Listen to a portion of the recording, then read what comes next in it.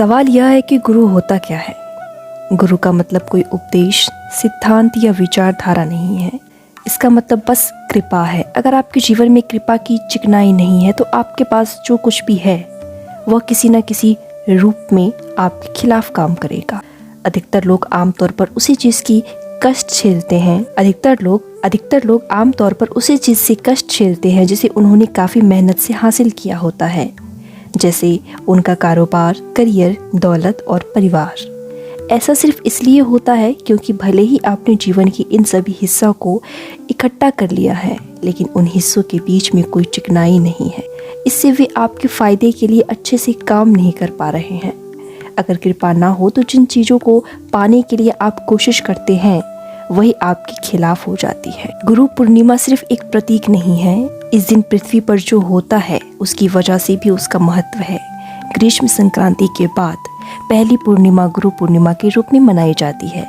इसी दिन आदि योगी आदि गुरु बन गए थे। प्रथम योगी ने खुद को प्रथम गुरु बना लिया था। आपको कहानी जाननी चाहिए। लगभग 15,000 साल पहले हिमालय के ऊपरी इलाके में एक प्राणी प्रकट हुआ। कोई नहीं जानता था कि वह कौन है या कहां से आया है। इस शानदार प्राणी का मूल अज्ञात था। जब उसके परमानंद में उसके शरीर में कुछ हलचल हुई तो वह प्रचंड नृत्य करने लगा। जब तीव्रता अपने चरम पर पहुंच गई तो वह एकदम स्थिर हो गया। लोगों ने देखा कि वह ऐसा आयामों का अनुभव कर रहा था जिसके बारे में ना तो किसी ने जाना था ना उसकी कल्पना की थी। उसका परमानंद और तीव्रता उसे अपने भौतिक रूप से परे ले गए। एक मनुष्य को ब्रह्मांड के साथ मेल में देखकर वे उसे योगी बुलाने लगे। चूंकि वे पहले योगी थे इसलिए वे आदि योगी हुए।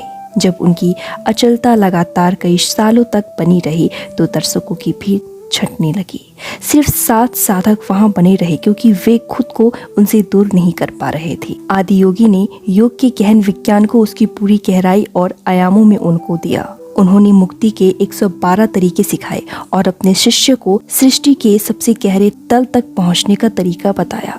योग की इस शानदार अवस्था में सृजित और असृजित के कई रहस्य उनकी जटाओं पर उतर आए। आदि योगी ने वह दृष्टि अथाह और भव्य थी और ब्रह्मांड के अथाह रहस्यों से भरी थी।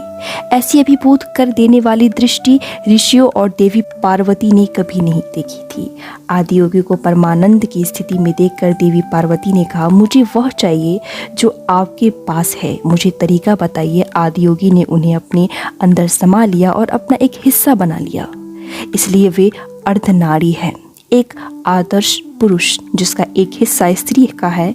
इस शानदार मेल की भव्यता को देखकर हमेशा उनके साथ रहने वाले गणों ने पूछा, हमारा क्या होगा? आदि योगी बोले, बस मुझे पी लो, जिसने उन्हें मदमत्त जीवों में बदल दिया। 7 ऋषि जिन्हें सप्त ऋषि कहा गया, योग के पवित्र विज्ञान को उसके सभी रूपों में देखा।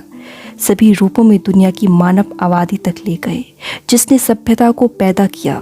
यह शानदार प्राणी अतीत का नहीं है बल्कि मानव जाति का भविष्य है, जो मानवता को उतार चढ़ाव के मति भ्रम से भीतरी परमानंद की ओर ले जा सकता है। क्या आपको यह वीडियो पसंद आई? कमेंट करके ज़रूर बताएं।